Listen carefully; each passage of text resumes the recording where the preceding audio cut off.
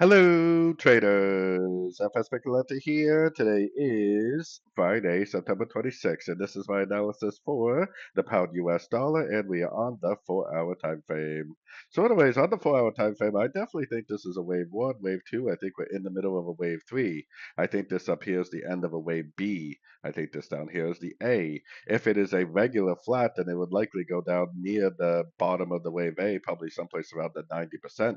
Also, if this is a wave three, then yes, it can pull back a little bit, but it definitely on this time frame needs to continue to make lower lows, lower highs, which is great news for us because we could get a couple more pullback entries. Going down to the 1 hour time frame, we put our Fibonacci retracement on just the last impulsive move down. If this really is a wave three, then it may only make a small pullback. It may only go to the 23, 38, maybe 50%. Make some sort of a corrective pullback and then just continue the higher time frame downtrend. Like I always say, wave threes are supposed to be the biggest, strongest wave of a trend. So don't be surprised if this just keeps on trending down over the next few trading days. So, anyways, don't forget to check out my website linked over here in the corner. And as always, thank you for watching and happy trading.